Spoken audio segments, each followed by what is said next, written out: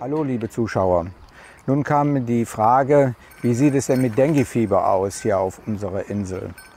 Ja, Denguefieber wird ja von der asiatischen Tigermücke übertragen, die eigentlich überall ist.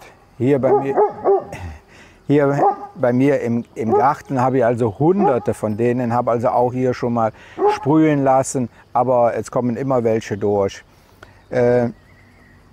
Die Tigermücke ist an sich nichts Besonderes, außer dass sie Krankheiten übertragen kann.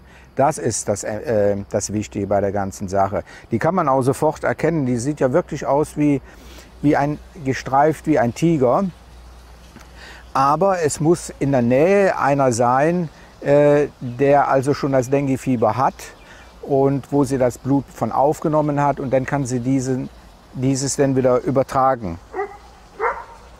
Meine damalige Frau letztes Jahr, die wurde von so einer Mücke gestochen und lag dann 2 Wochen im Bett. Die konnte sich nicht bewegen, die hatte Kopfschmerzen, Gliederschmerzen, Temperaturschübe bis 40 und 40,5 habe ich einmal gemessen.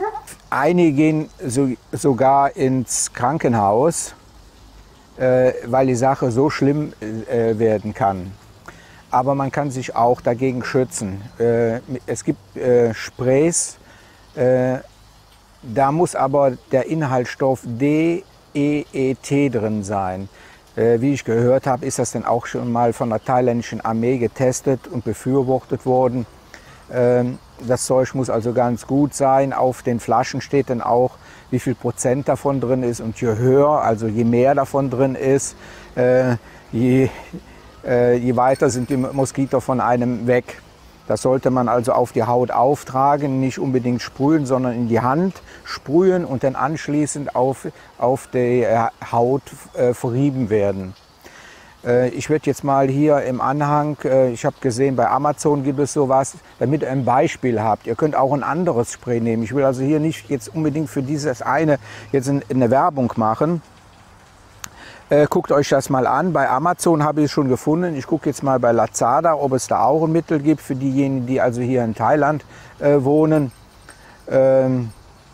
Ja, ansonsten, man kann also nicht sagen, dass eine Region betroffen ist. Es hängt davon ab, wie viele Kranke sind gerade in dem Bereich, die eventuell wieder gestochen werden. So, hier sollte man dann darauf achten, wenn man den Patienten, sprich damals meine Frau, zu Hause pflegt, dass man wirklich alles abriegelt, dass keine Moskitos, keine Tigermücke wieder in den Raum reinkommt und dann anschließend dich dann infiziert. Das ist ganz wichtig. Immer wieder Mückenspray im Haus verteilen, dass also keine Mücke im Haus ist, in diesen 2 Wochen, wo sie krank ist.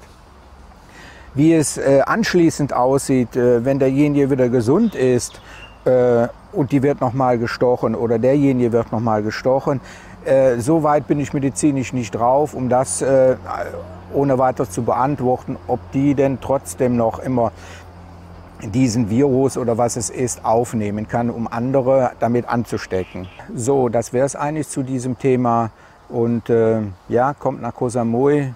Wie ich schon in meinen Beiträgen gezeigt habe, ist das eine wunderbare Insel. Ja, ich mache Werbung für Koh Samui. Ich finde sie einfach toll, die Insel. Mit ihrem Wetter, mit den Stränden. Ja, und vielleicht können wir uns ja sehen. Mein Angebot steht weiterhin. Wenn ihr nach hier kommt, meldet euch. Und wenn ich Zeit habe, da können wir zusammen eine Tasse Kaffee auf meine Terrasse trinken. So, ansonsten alles Gute von Koh Samui aus. Tschüss.